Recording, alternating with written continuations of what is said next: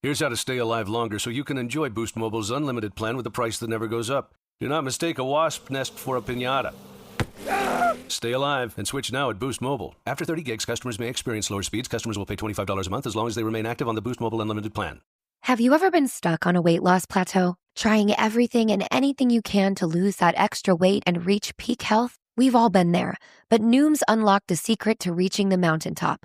Go in micro. The Noom GLP-1 microdose program starts at $99 and is delivered to your door in 7 days. Start your microdose GLP-1 journey today at Noom.com. That's Noom.com. Noom. Micro changes, big results. Noom GLP-1 RX program involves healthy diet, exercise, and support. Individual results may vary. Meds and personalization based on clinical need. Not reviewed by FDA for safety, efficacy, or quality. No affiliation with Novo Nordisk Inc., the only U.S. source of FDA-approved semaglutide. Not available in all 50 U.S. states. Disordered eating messaging is all around us. You can hardly leave your house or check your phone without seeing something about dieting, weight loss, or exercise. With all that pressure, it can be hard to recognize habits have become harmful or even an eating disorder. If you're concerned you or a loved one might have an eating disorder, I want to introduce you to Equip. Equip is a fully virtual, evidence-based eating disorder treatment program that helps patients achieve lasting recovery at home. Every Equip patient is matched with a multidisciplinary care team that includes a therapist, dietitian, medical provider, and mentors. And you get a personalized treatment plan that's tailored to your unique goals and challenges. Equip treats patients of all ages and all eating disorder diagnoses. It's covered by insurance, and there's no wait list. If you think that you or a loved one could be struggling with an eating disorder, don't wait to get help. Visit equip.health to learn more. That's equip.health.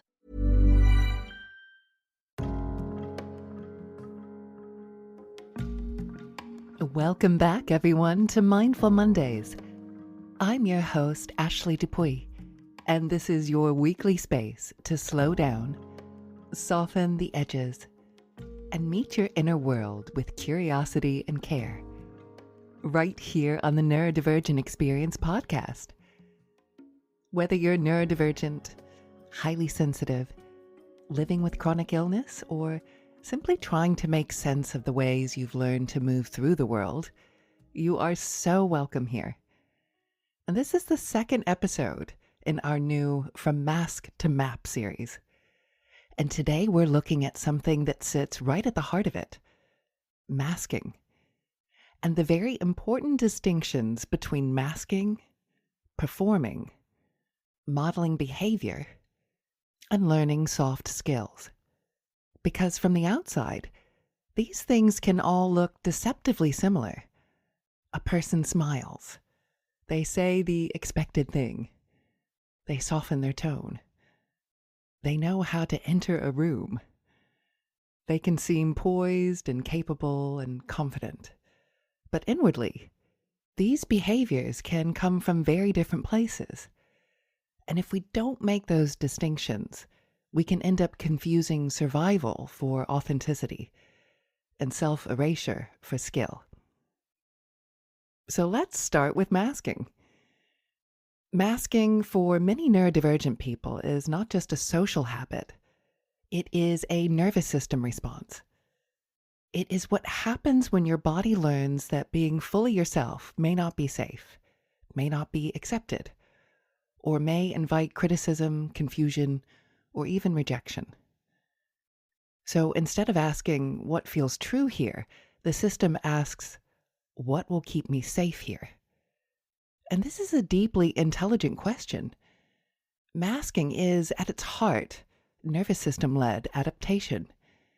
It is the body doing its best to help you belong and stay regulated and avoid harm in environments that may not have had enough room for your actual wiring.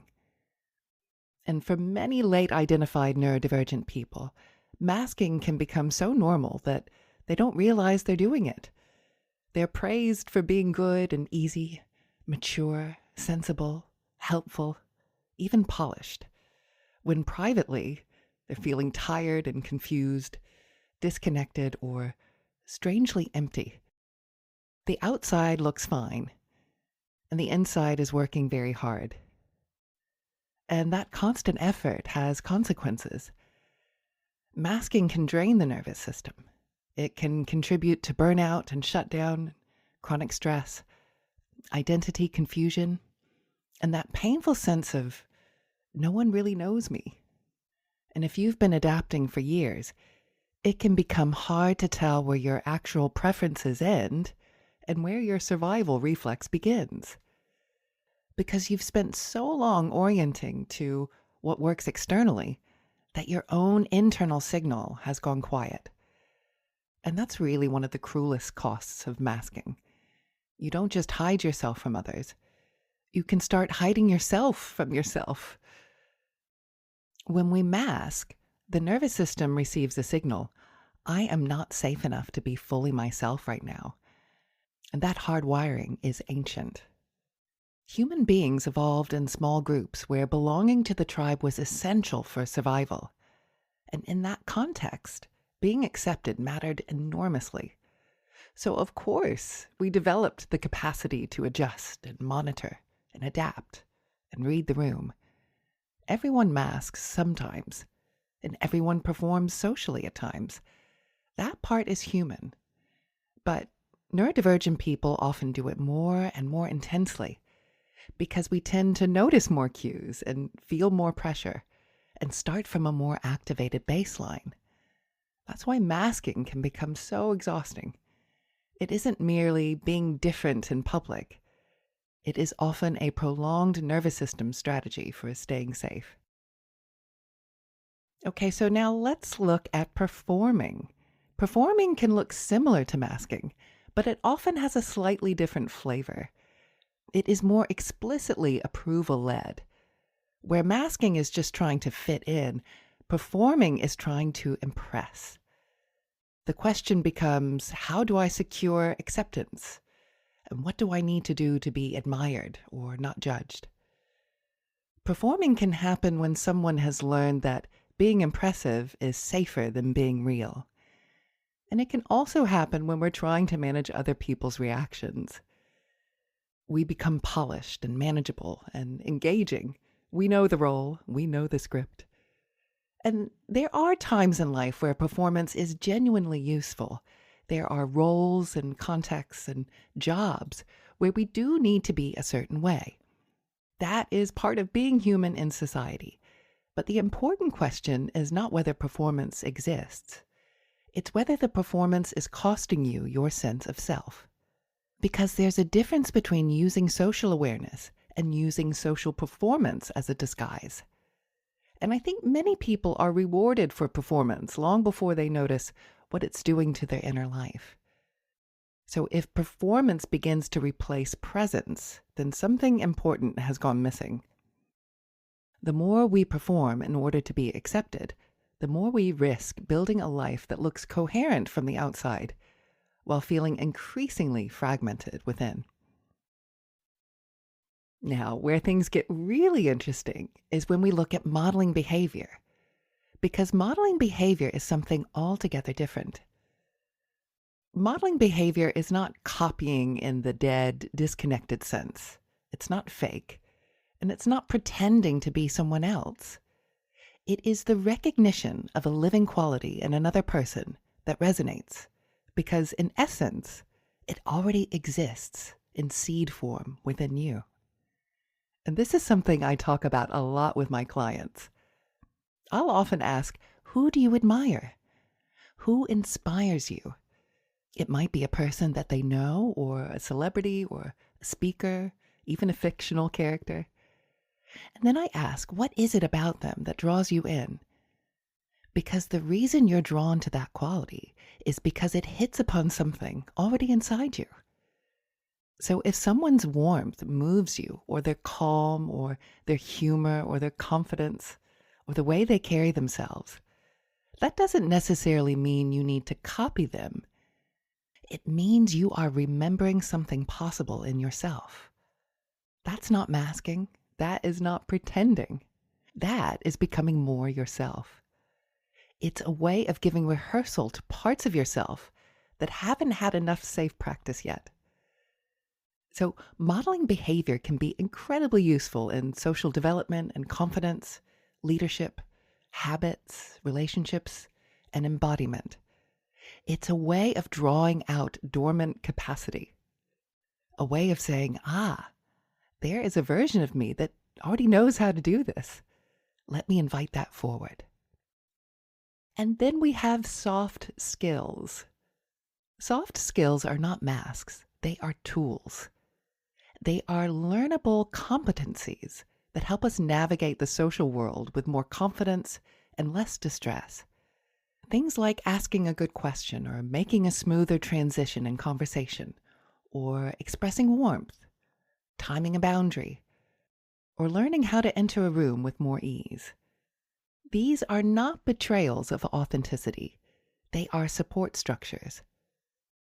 They can help a frightened person feel less helpless, and they can help a socially anxious person feel more equipped. They can help a neurodivergent person move through the world with a little less friction. And that matters, because sometimes I think we can become overly suspicious of anything that helps us function. But there is a difference between a skill and a disguise. A tool becomes a mask only when it is used to disappear. And that's the distinction I want to underline today. Learning how to communicate more clearly, more warmly, more effectively is not the same thing as abandoning yourself. It only becomes masking when you use the skill to erase your own reality in order to be accepted. And I know this distinction personally because I've had to learn it through experience. So when I very first started my business, I was asked to speak at an event. And I had a history of being on the radio, so I wasn't completely unfamiliar with speaking publicly. But this was a little bit different. This was the first time representing myself and my work in person. And I was a little bit more nervous than I expected. And I had pages of notes with me. I had assumed there would be a podium, and there wasn't. And because I was telling a personal story, one that I actually knew very deep into my bones, I didn't need those notes the way I thought I did.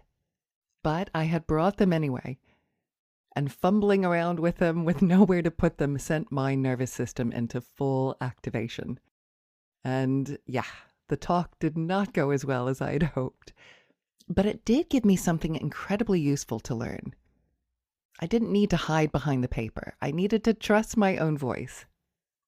And the next time I spoke, I did something different. I asked myself, when do I feel inspired by a speaker? What qualities move me?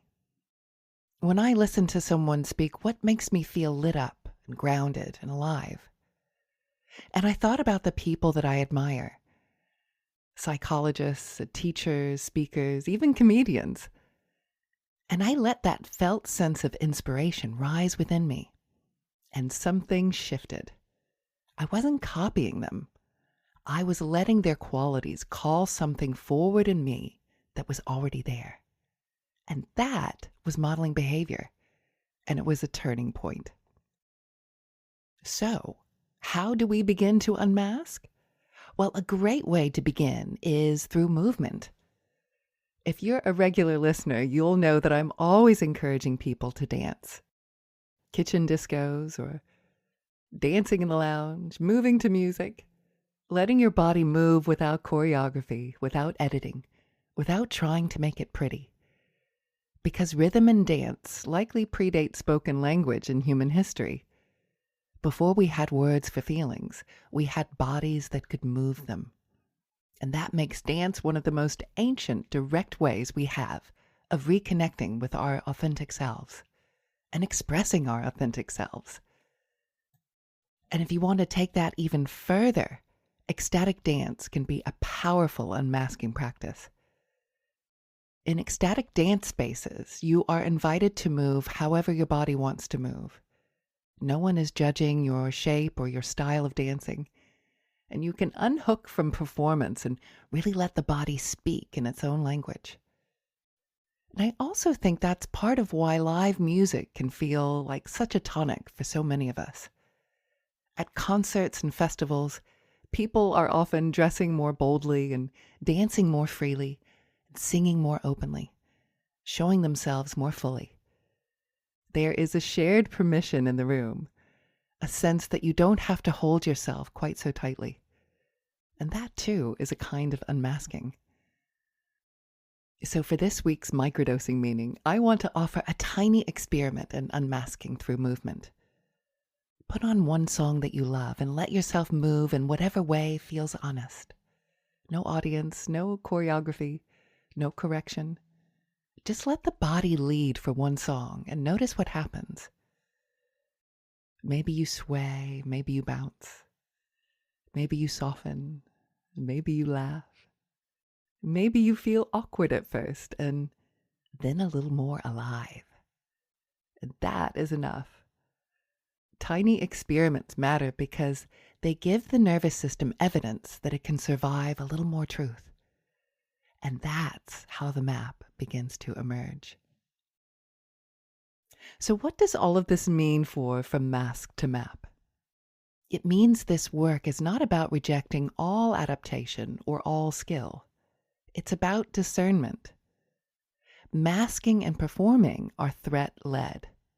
They are often about staying safe, staying accepted, and avoiding pain.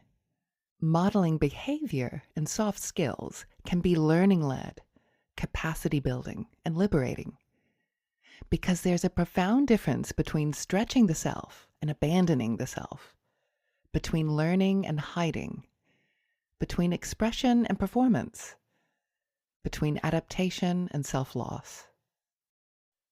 And I think many late-identified neurodivergent people have spent years inside this confusion. They've been told they're great with people while privately feeling like no one actually knows them. That's why I keep coming back to this phrase, from mask to map. A mask hides. A map reveals. And over the coming weeks, we'll keep exploring the hidden maps that have shaped us, including things like transactional analysis drivers and taking life literally, and some of the advice culture that asks us to let them without exploring the nuances where that can not only be unhealthy, but sometimes downright dangerous if not explored fully. And this is also part of a larger body of work that I'm working on, a guide to late neurodivergent awakening. And I have just one space left in my one-to-one work. If you feel called to explore this work more deeply with me, now is your last chance as I'm bringing that one-to-one work to a close. And I'm also taking expressions of interest from my group coaching cohort, which will be starting in September. You can reach out through my website, integrativeiom.co.uk. And if you'd like to hear more on this theme, I recently filled in for Jordan on episode 101 of the Neurodivergent Experience podcast. Simon and I talk about the journey of unmasking as a neurodivergent adult. And before we move into today's guided practice, I want to leave you with this. You do not have to stop learning to be real. You do not have to stop growing to be authentic. But you may need to ask, am I using this skill to express more of who I am? Or am I using it to disappear?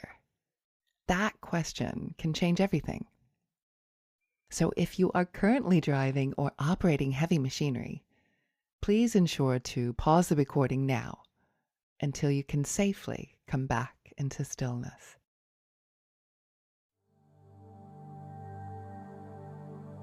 And as you begin to settle now, you may enjoy allowing the body to arrive in its own gentle way, as though some deeper, wiser part of you already knows exactly how to arrive in this moment, how to soften into support, how to let the day loosen its grip and drift to the edges of awareness. And perhaps, before anything else, you simply notice the quiet intelligence of being held, the way the chair or the bed or the floor beneath you receives your weight so fully. The way gravity gathers you close to the earth with that ancient, steady invitation to rest, to land, to belong exactly where you are.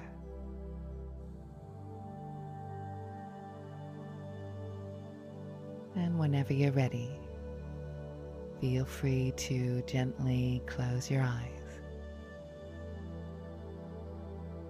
and take a slow, easy breath in and a longer, softer breath out.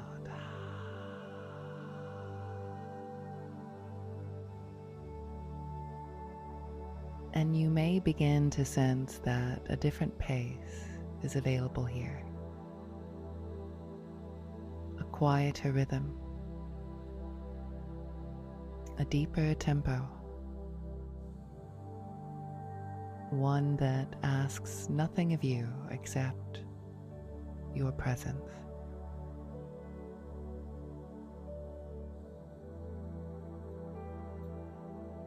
And as the breath moves, perhaps the shoulders remember how to unhook. Perhaps the jaw remembers the sweetness of ease. Perhaps the muscles around the eyes soften into a gentler gaze behind closed lids. And the whole body begins to receive the message that this is a place of inner kindness, a place where nothing needs to be performed, a place where you are simply welcomed.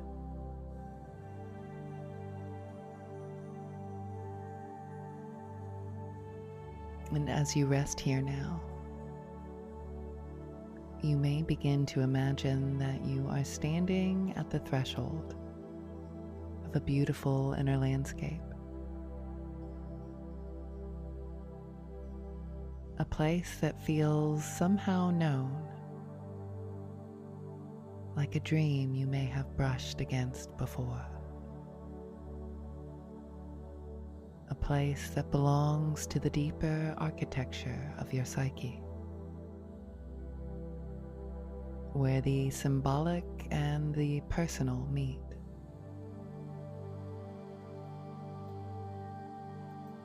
Where memory becomes image, and image becomes meaning.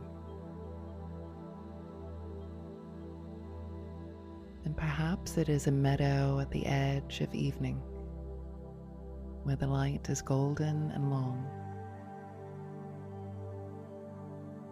Or perhaps it is a woodland clearing, softly lit through leaves. Whatever form it takes, it feels welcoming and safe enough for truth.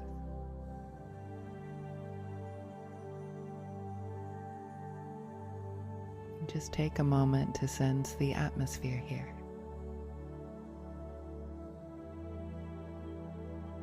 And the subtle feeling in the body as this place reveals itself to you.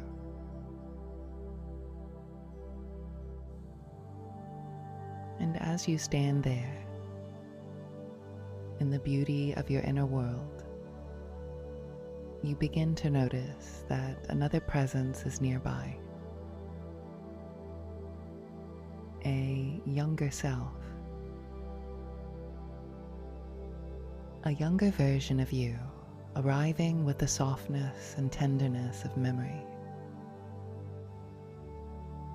Not frozen in time, but living, breathing, carrying the emotional weather of another season of your life. And And you may notice the way they hold themselves, the expression on their face.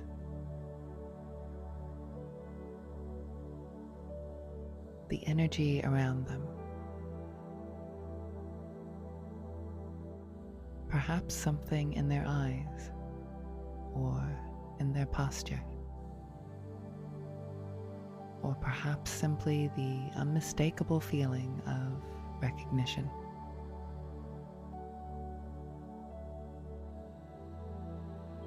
And as you look at this younger self, you may begin to understand, not only with the mind, but with the whole body, that this is the one who learned so early how to read a room, how to sense what would be welcomed, how to move toward belonging, how to make the self easier for the world to receive. This younger one carries enormous intelligence, a sensitivity so precise it could detect the smallest shift in tone, the tiniest tremor in expectation, the faintest hint of what was needed. And from that sensitivity, adaptation arose. A way of shaping safety from uncertainty as a sacred form of survival.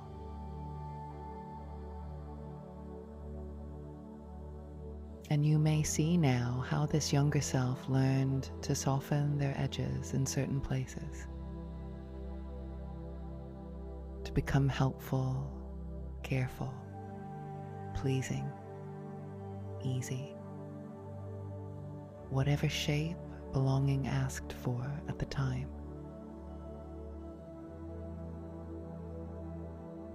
And as you stand with them, perhaps your heart opens around the sheer effort of it, the devotion of it, the love within that adaptation.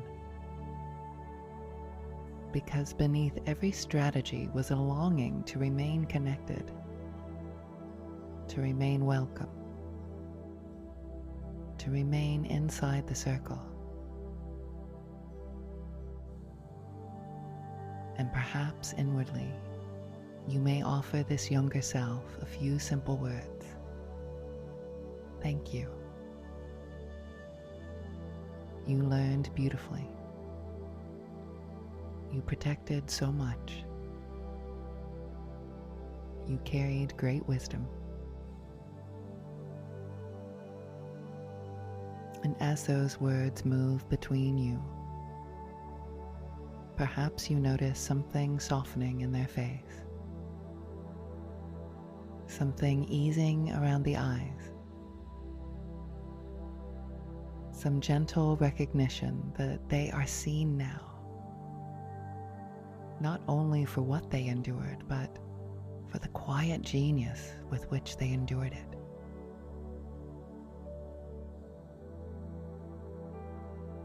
And then, as the light in this inner place deepens and warms, another presence begins to emerge. An older self, a more practiced self, a self who learned the languages of the world, who found ways to move through conversations and rooms and expectations, who developed tools and timing and social grace and competence, who learned how to speak clearly and hold presence, ask and answer, navigate and manage. And this self too carries wisdom, a different kind of wisdom,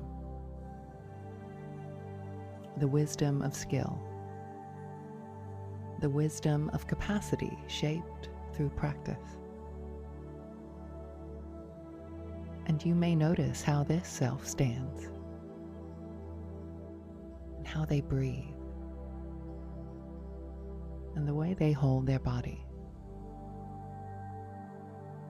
Perhaps with steadiness and perhaps with the slight tiredness of someone who has carried much and carried it well. And as you look at this practiced self, perhaps you sense the dignity in what they learned, because this self learned how to function and how to communicate, how to move in the world with fluency. And this too is precious. And perhaps inwardly, you may offer this self a few quiet words as well. Thank you. You carried me forward. You gave me tools. You brought me skill. You learned what mattered. And as these words move through the space between you, perhaps there is another softening, a loosening, a sense that this self too is being met with honor rather than exhaustion.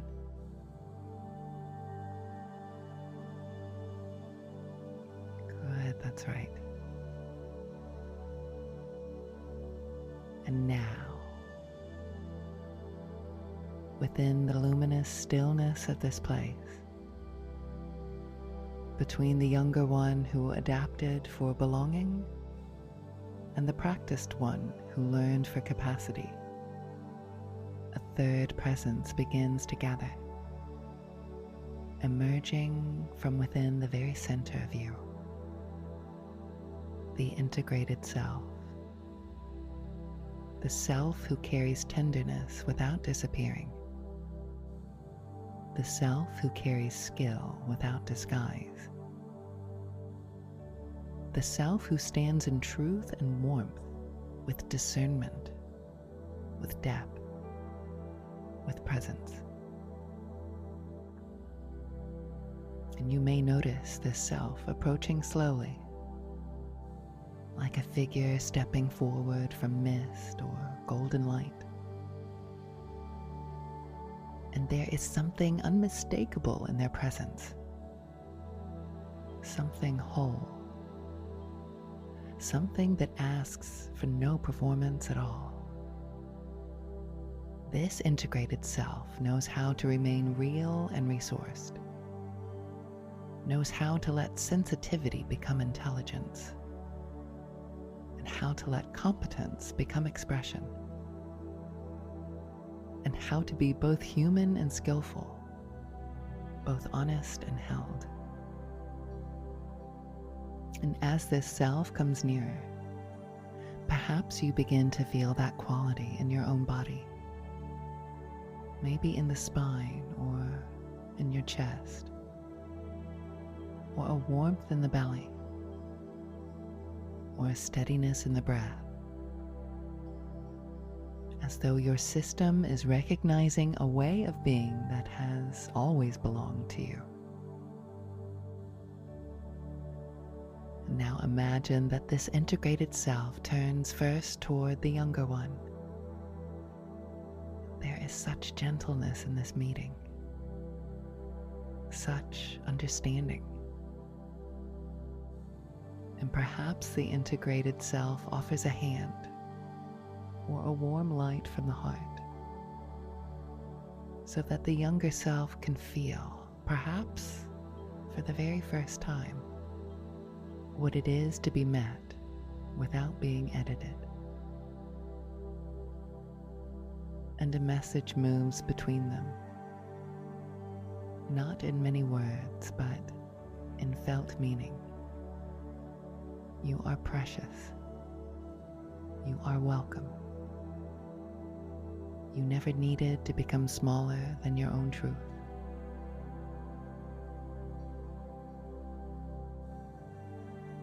And And then the integrated self turns toward the practiced one. And there is gratitude here too. A deep gratitude. And perhaps this self is offered rest or soft recognition or the permission to unhook from all the strain of carrying everything so beautifully for so long. And another message moves between them. Your gifts remain. Your skill remains. Your wisdom remains. The body may soften now, and the heart may lead now. And now, in this symbolic and sacred meeting place, the younger self and the practiced self each offer something into the hands of the integrated self. The younger self offers sensitivity, instinct, aliveness, the ability to feel deeply, the raw, unedited signal of truth. And the practiced self offers language, discernment, timing, capacity, the elegant tools that allow truth to move in the world. And the integrated self receives them both, fully, gladly, because here, at last, nothing needs to be exiled. Nothing needs to be torn away. Everything wise may remain. Everything living and true may remain. And from the center of this meeting, a phrase begins to rise. Perhaps first as a whisper, perhaps as a knowing felt in the bones before it becomes language. I am allowed to keep the wisdom without keeping the disguise. Let that sentence move through the body now, like warm water through the muscles, like golden thread through cloth. I am allowed to keep the wisdom without keeping the disguise.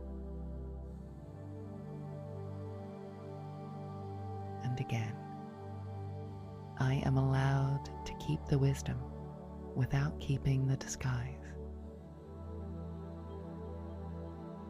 And perhaps with each repetition, some deeper part of you understands a little more fully that nothing valuable is being lost here. Only the strain of carrying what no longer belongs.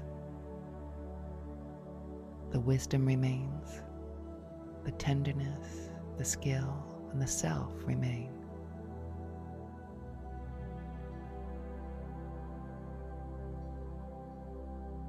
And now, very gently, the whole scene begins to soften. The younger self, the practiced self, the integrated self, all folding back into the deeper wholeness of you, becoming one field again, one inner landscape, one psyche, one living map.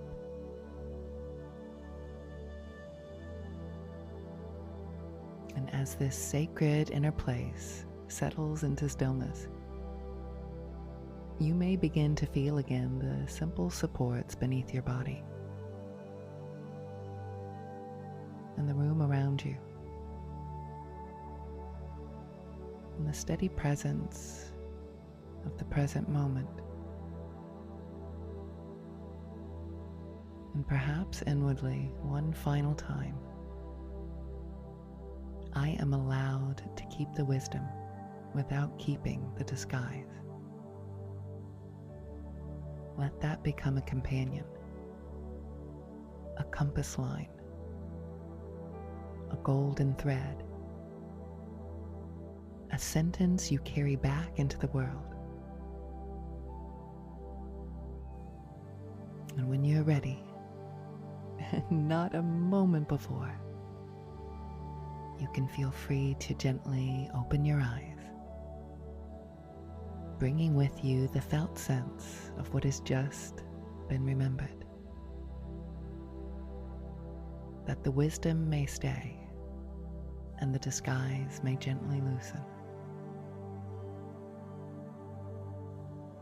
Thank you so much for joining me today. If today's episode resonated, you'll find more guided practices over on my Insight Timer channel. Just search for Ashley Dupuy. That's Dupuy. And if this From Mask to Map work is speaking to something in you and you'd like to explore it more deeply, you can get in touch through my website at integrativeiom.co.uk. And next week, we'll explore this new series with an episode on taking life literally, looking at neurodivergent brains and literalism, and why advice culture can sometimes be harmful, and how easily that can begin to distort our internal maps. Until then, take care of yourself, and remember, we're all just walking each other home.